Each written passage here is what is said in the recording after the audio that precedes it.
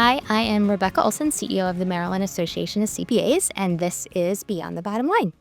I am thrilled to have with me today not just someone who is a great friend of mine and mentor, but somebody that's spent her entire career at the intersection of people, culture, and strategy.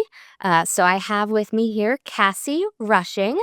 Kassi has spent more than a decade leading people and culture efforts, or spent more of a decade than at leading people and culture efforts at a large public accounting firm. Mhm. And so she gets our profession and the unique kind of challenges and nuances of professional services.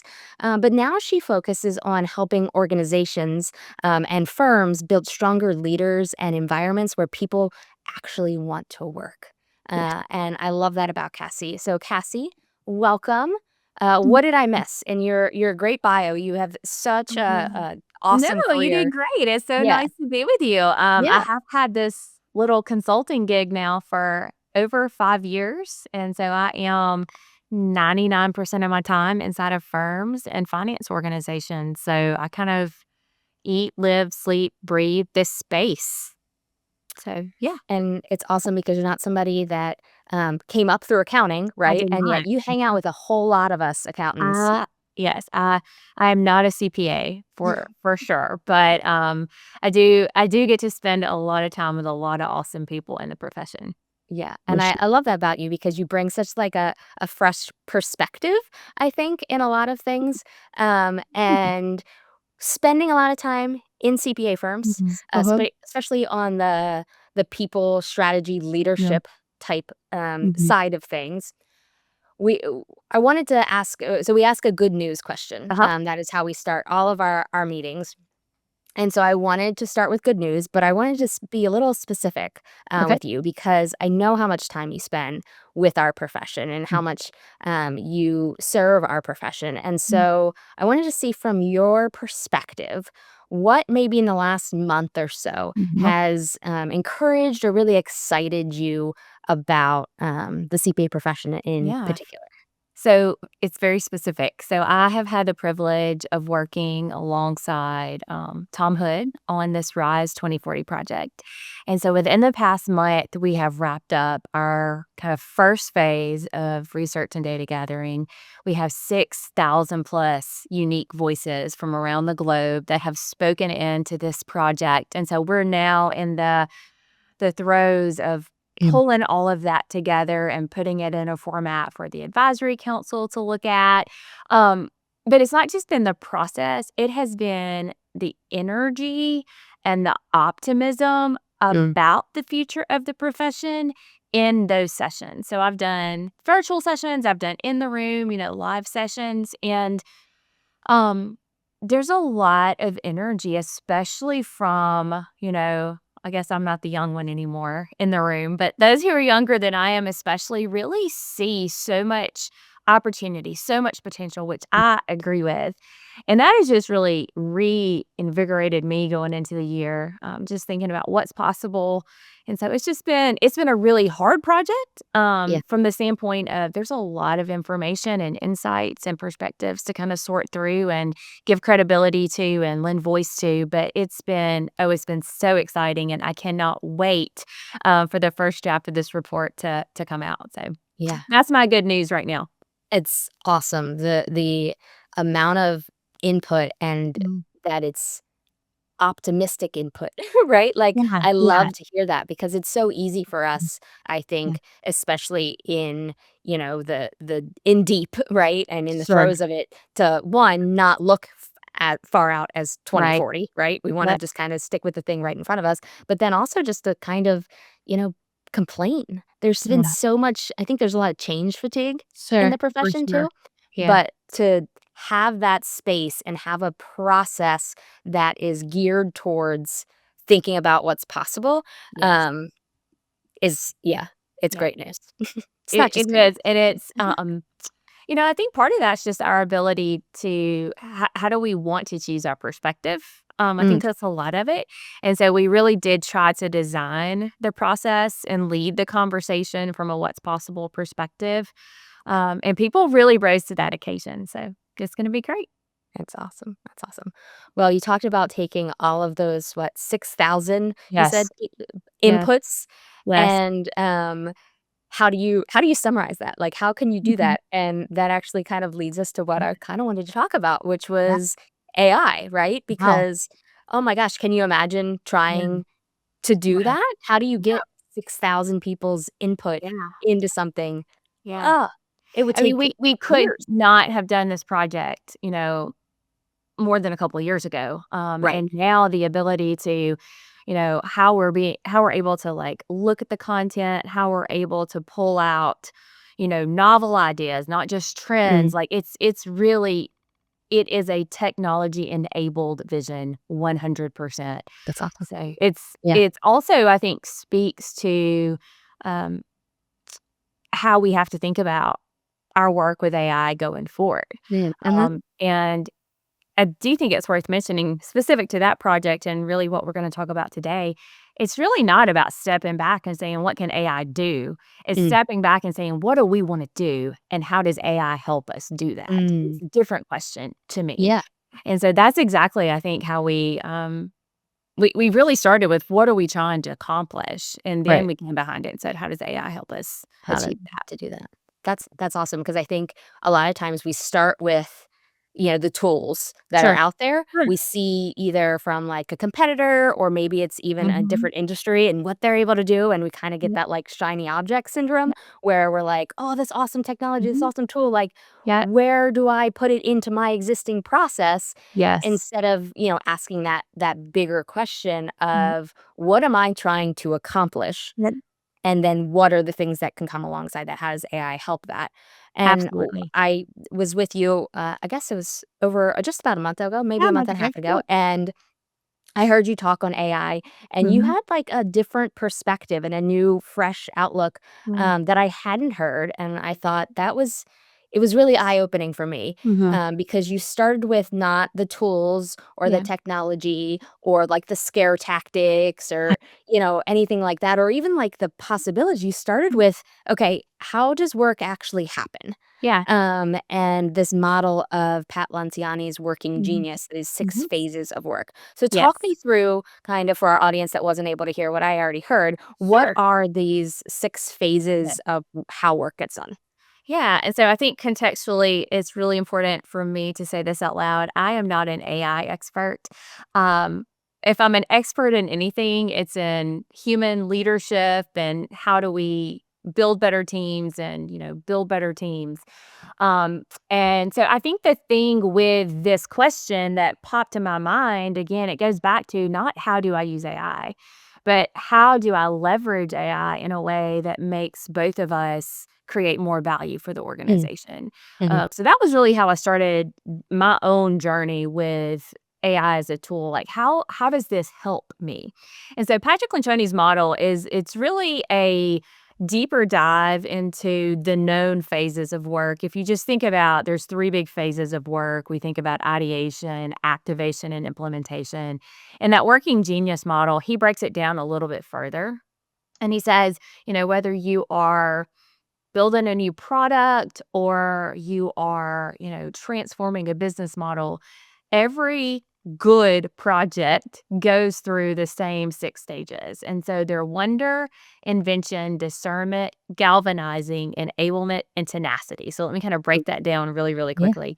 yeah, Um, when we think about an idea, a lot of times we start to think about problem solving. mm, We just jump right into like, what could we do? But there's really a phase of work where we wonder and we're just curious and we challenge some assumptions. And so wonder is the phase where we step back and we simply say, given where we are today, what could we be doing that we've not even thought about? It's these really big mm, types of questions, right? Um, what have we not given our customers that they would love if only they knew we could do it? It's these really big kind of ponderings that a lot of times, let's be honest, when we're running a business or we're running a company, we're not taking the time to do. Um, and often individuals who can ask those really big questions don't always know what to do to come behind it. Right. But that's the next phase of work. It's where we go, okay, let's invent some things. So invention is the phase of work where we start to try and solve those problems or try to capture those opportunities. It's a lot of generation of ideas. It's where we're thinking about, a lot of creativity. We're looking into brainstorming and just thinking about, again, it's just options. What are the options? Mhm. But we also know that every option isn't a good option. So the next phase of work is really important. We call this discernment. So discernment is where we come behind the ideas and we say, okay, that's a cool idea, but does it really serve us in this context with our budget, with our culture, with our people? Yeah, I mean, we could start making teddy bears, but I mean, we're not really a stuffed animal company, so why would we do that? It might give a good sense of care and love, but that's not exactly what we're in it for, right? So discernment is that voice of reason that Mm. comes behind all the brainstorming and all the creativity. And the evaluation of those options, the making of sound judgment. And then after that comes a really important phase that most leaders in every organization skip, which is called galvanizing, and that is motivating Mm. the team, the group, the workforce, whatever, toward alignment around whatever that decision was, Mm. creating that clarity, building up energy, and helping them understand what's the game plan. Where are we headed? Why are we trying to get there? And there being some excitement around that. So those are the first 4 phases. The last 2 phases kind of live in that stage of implementation, No. enablement and tenacity. Enablement is about equipping people well to execute. It's what are the tools? What are the resources? What are the gaps in skills, in sometimes in mindsets, even? But what are the roles going to be? Who's going to lead what, right? How do we know what right looks like? What are the outcomes we're looking for? And then tenacity is just getting that work project across the finish line, sustaining momentum, the follow through. And it's also where accountability comes in. Mm. So, just that work model alone, I have used so many times to help teams understand where something has broken down. Um, and so I was versed in this. And then as AI became more and more popular, it felt like a really pressing question to ask. Okay, how does AI fit into this idea of how work gets done? So that's kind of, I guess, the catalyst for what brought me to this point of thinking about AI and the phases of work. Yeah, and, you the first one, that curiosity, that Yes. wonder one, I've Mm. heard a lot of people and a lot of fear Uh-huh. around, like, AI is gonna take that away. Like, people aren't Yep. going to be Sure. as Yeah. naturally Yeah. curious. Yeah. Have you heard that or seen that in Of your course, work? and I think Yeah, there's always a risk of that. I think right, curiosity, I've heard critical thinking, right. even communication, like, Mhm. because we are becoming so reliant on, some of the tools that we have at our disposal. But again, I think if we become really intentional about how do we engage with work as, a collaborator with AI, how do we Right. make it work even better? And so, what I did is I sat down and I thought, okay, what are the prompts Mm. that for each phase of work I could use to be really intentional in that phase of work? And I mean, I can give you a couple of examples because I think it might be helpful. Yeah. Even something like, um, act as a strategic partner. What questions should I be asking about whatever issues on the table Mhm. that I might be avoiding or assuming or not seeing yet? And so really tapping into that curiosity bucket and thinking about Mhm. what's possible, or, even saying, here's a direction I'm thinking about. What are some of the assumptions that I'm making and how I'm framing the problem, right? Before I even get into, okay, I think this is what I'm going to go do. Like, Right. am I really contextualizing the problem from all the appropriate angles? Mhm. Are there assumptions that are outdated? Are there assumptions I'm making that hasn't assessed the newest data in an area? So it it again, it becomes this like interactive back and forth when you think about it in the phases of work. And you can do this for every phase. Right, And no. if I in love that Yeah, because I think a lot of times, and I'm guilty of this too. I've used the tools for like a product. Like yeah. I want the end result, and Mhm, so here's this. Give me this. mhm. And it's like this very quick, like I'm doing a Google search. It's not Right, right, a conversation or like right. a process, and Yes, yet it's really has the capacity to have it be that iterative process where it's yes. asking you questions and it is expanding your curiosity rather than like if you tell it to tell you this specific thing, Mhm. right? Right. It will look it up and tell you it. Yeah. But is that really what you want it for, Right. I right? mean, I've trained, the instance of AI that I prefer to use to be very critical. Mhm. Like, I want you to come back with point out the holes in my logic, point Mm. out the blind spots in my thinking, because I think that makes me sharper. I think Right, it yeah. connects more insights when then I go sit in front of clients. And so, yeah, it's a powerful tool, but it's only as good as our ability to engage with it intentionally and strategically. So I think Right. that idea of thinking through the phases of work, it just gives us a framework, right? It Mhm. gives us a place to say, okay, maybe my partners or maybe my CEO and COO have made the decision about the what. But now Mm. it's my turn as a manager. I've got to introduce it to my team. I've got to Right. explain to them the why. I've got to help them overcome the natural barriers that come with anything that's new in a process. Okay, so let's dive in. Let's think about discernment. Let's think about galvanizing. How could I leverage AI to help me think through that more comprehensively? And Mhm. then again, the idea is how do we build a better end result with AI? Not how does Right. AI do it for us, For but how do we us. do it with AI? Those Right. human capabilities are embedded in each of these phases of work. You said Right. curiosity, creativity, empathy, all the words we keep hearing, but even innovation, discernment in and of itself requires judgment, and it requires an awareness of situations and of personalities and of people that, I mean, there's no AI partner that's ever going to be able to do that for me. And on down the line. So I think Right. it's just a really good model to force us to slow down long enough to think through what really will make this successful, whatever it happens to be, whether it's a reorg, whether it's a new product line, it really works for every type of work. And Which there's that's not many such things a you great can say reminder. that about.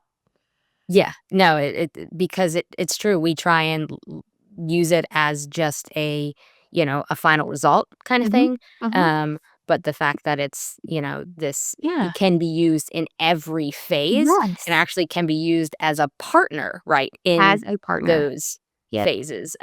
With still the human judgment and Sure.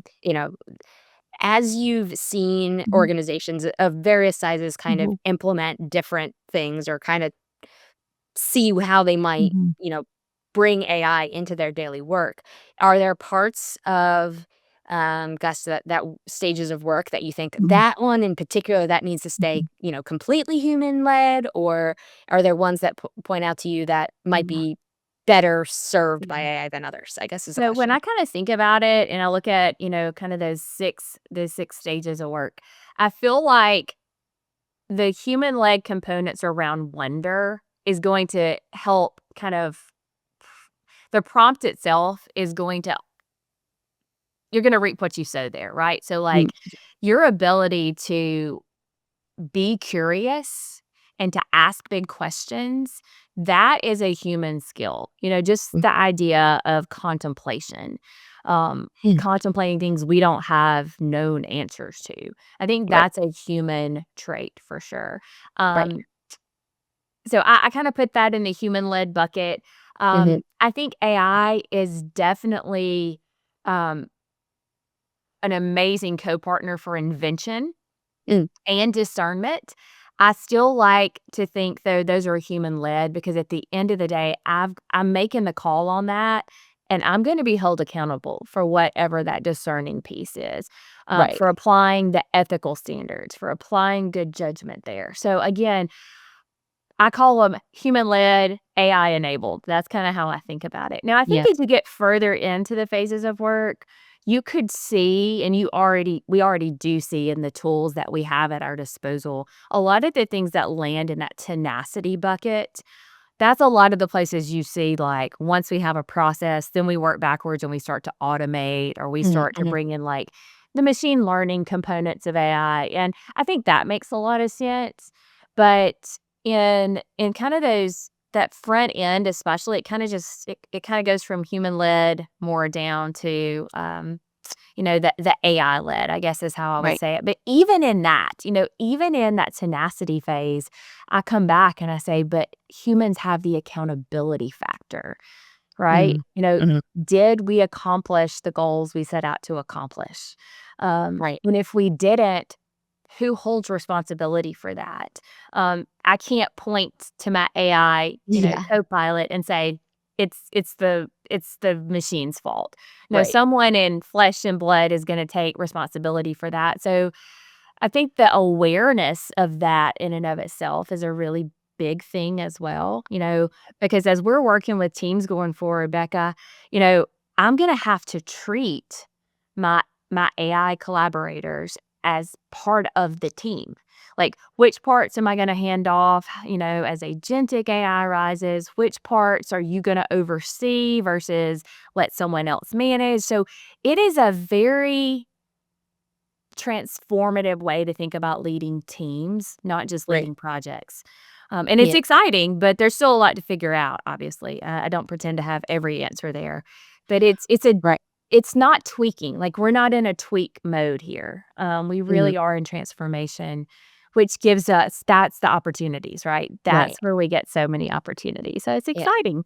It is very exciting, and I love how you, think of wonder and curiosity Mhm. as human led, because Yeah. there is so much to that. Yeah.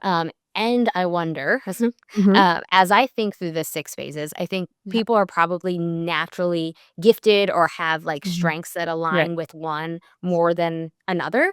And Yes. so, how do you see, or how could Mhm. AI be like a superpower on Mm. something that you're already a strength Right. at, Yep. or like a coach almost in Yes. one where you might not be your natural strength. Have you Absolutely. seen that? Great question. So the working genius model itself, there's actually a great assessment out there. I think it's like $25. Anybody can go take it. Yep. It is set up and it tells us that everybody really does have two modes of working genius. Okay. And that's not just what you're good at. The genius model isn't about what you're good at. It's about where you have real energy Mm. and where it really fills you up. And you could do a lot of it for a really long time and not burn out, which I think is an important thing for us to understand about ourselves. Absolutely. Yes. And so what it allows us to do then is also understand, like, I have some working competencies. That's like the middle ground where I can do it. I don't necessarily love it. Right. And then I have some working frustrations. And again, it's not about skill. It's about it just drains me to have to Mm. do it. Mhm. Funny enough, tenacity is one of my working frustrations. I love the invention, I love discernment, those are my 2 geniuses, Mm. but when it gets down to the minutia of how do we roll it out, bring it to life, keep the standards, meet the metrics, I want someone else to come do that. Yeah. And so with my AI partner, I have really had to learn how to do that now that I work by myself, even though Yeah, I was it's gonna say, how not does my this work gifting, right? on a Like, team? You right, would right. right. And so, asking questions like, okay, I'm working with a firm.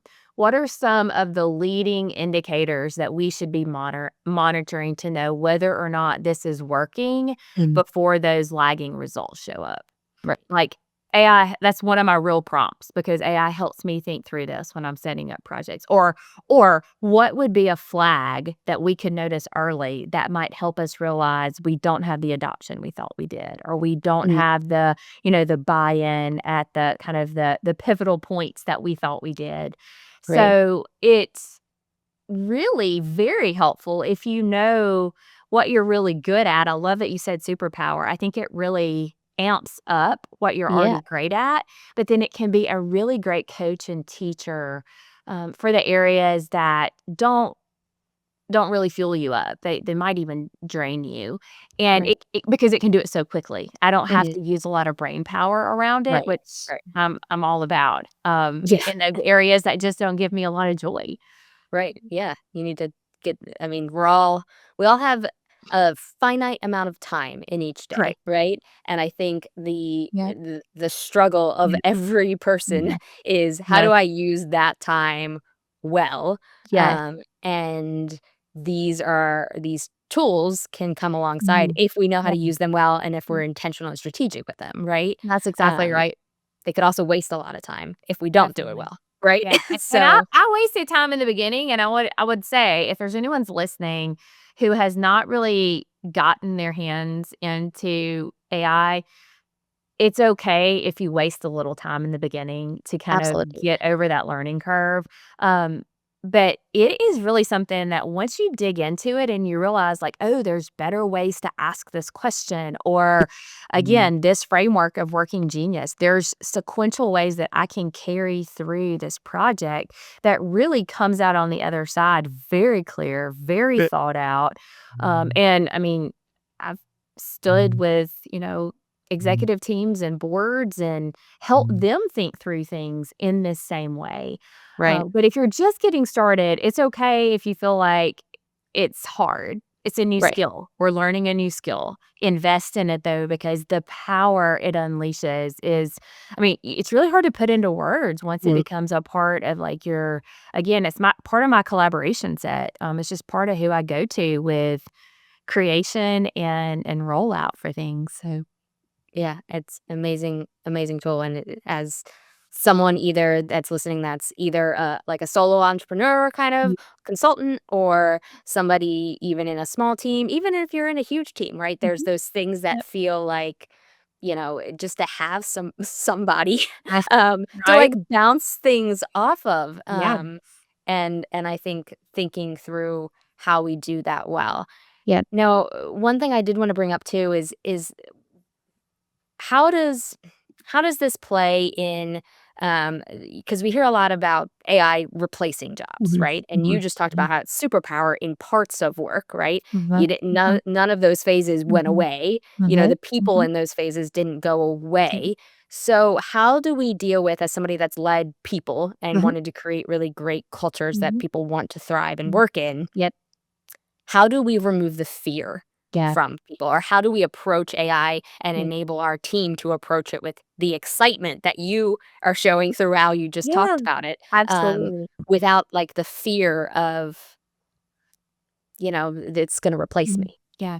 Well, so I would actually kinda work backwards from that, and I would Okay. first acknowledge the fear, and I would say, "Look, I know there's a ton of hype around AI, but I think the reality is that AI is not gonna take your job, but it's gonna take parts of your job."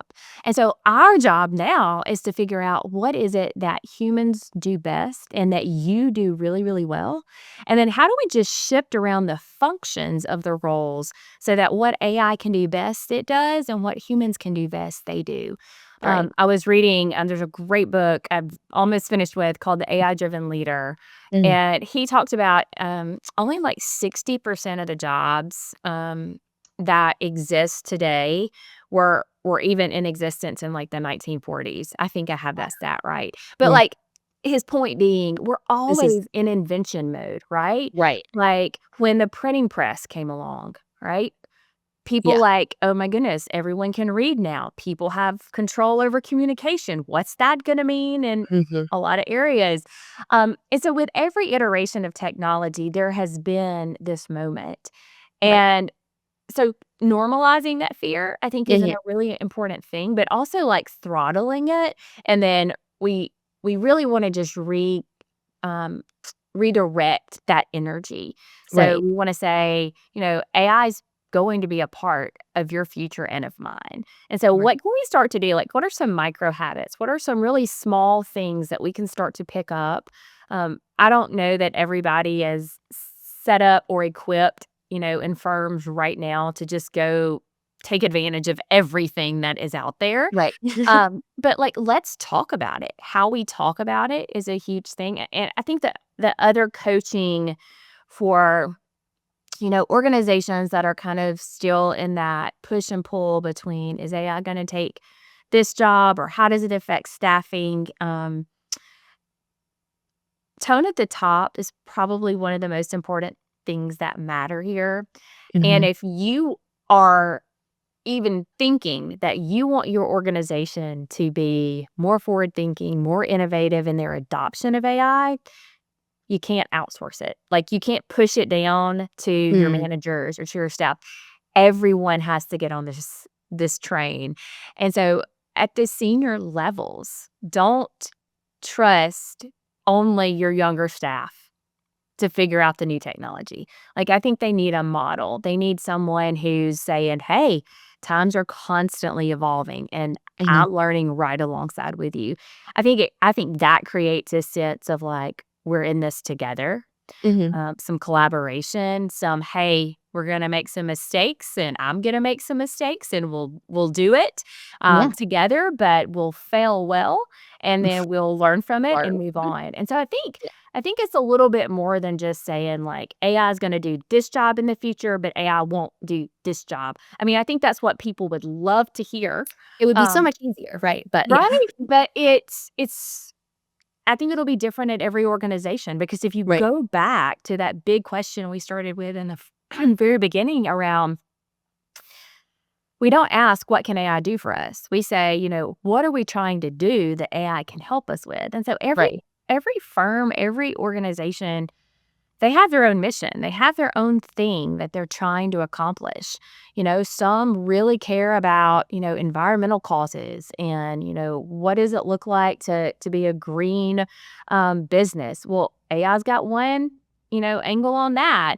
Right. Others are really more about fast innovation and, all the, at your fingertips type of information for clients. That's a different way that they'll use AI. And so I think if we could start with a bigger question, it really comes back in many ways to culture and organizational purpose. Like, what are Right. we trying to do? And then how does Mhm. AI help us do that? How does it help us equip our people in a way that brings that mission, vision, purpose, values to life? Right. I Mm. think in these times that are so rapidly changing, Yeah. and that change fatigue kind of, Yes. hits, that purpose thing is really important. So Like, important. reminding people, because I think we can just get in the, like, Mhm. rat race of, like, doing the things, Mhm. especially if we add Yeah. these tools that help us to do it faster, right? But, Yeah. like, what is the purpose? Yeah. So I love that bigger question of what Yes. are we trying to do? Mhm. And then how can AI help us do Well, it? and Becca, I think the other thing that you just hit on is, as AI maybe helps us work faster, I think there's also this requirement. We protect that bandwidth. We're not Mm, creating um, processes and tools that help us do it faster so we can just do more at the same more. scale with the Yeah. same levels of burnout. I mean, what the real opportunity is to create that space for that wonder, for Mm, that big picture invention, for creating new ways to serve new clients in ways they didn't even know they needed us yet. And that's what most firms and most, finance organizations now don't have bandwidth for. right. And so if it's not about just exchanging our time in Mm, a, I'm gonna get AI to do this so I can just do more of, sure. tax Yeah. return review. No, no, Yeah. no. Mhm. Like, it's higher level thinking. How do we Mhm. think more strategically? Because those are human skills too. Like, how do we connect dots for people? How do we use that time to rest? I mean, Mm. these are all things That's a that novel concept. right, right. Yes.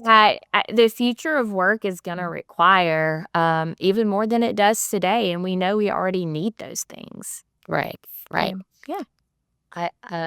I want to leave with good news too. Okay. We Okay. started with good news, but like the good news bottom line, and you might have just said it right for What have leaders that are looking at it, and anyone really more? looking to um, utilize AI well Mhm. and appropriately as work changes. Yes. What is the good news bottom line? Yeah, so I think the good news bottom line is AI is not gonna take your job, but Yeah. AI is gonna take parts of your job. And Right. so it becomes our responsibility to really grow in the skills and the the mindsets even that make us distinctly human. And however that transforms your conversations, your organizational, agendas, I think that is very empowering and exciting. AI is a collaborator, and it really gives us such a unique advantage when we can think about how to harness it and harness its power so that we're both invaluable to the organization. Right. Both invaluable. I love Both that. invaluable. Yes. Awesome. Thank you so much, Cassie, for Yeah. joining me for talking about this working genius and these 6 phases. I think Yeah. even if we didn't talk at all about AI and we just went through that, I think True. that's like an True. eye-opening, right, reality of how Yes. do I ensure that I'm doing all these things and not just skipping over Yes. the a phase because it's Yes. not doesn't come naturally to me, or but now we have this like superpower that we can add on to each of those things with AI. Absolutely. So, And Becca, I'll be happy. I'll share some of these prompts oh with yeah. you, and maybe we can put them as like a show resource or something. That would be awesome. Okay. Yeah, no, that because I would love that because, yeah, it is it's a newer concept to me. I've been Mhm. using AI, but the idea of specifically and strategically using it in Yeah. different phases, I think is really powerful. So I know our audience would love that as well. We'll do it. Awesome. Thanks, Cassie. We'll see you Thank next you, time. Rebecca. All right. Bye bye.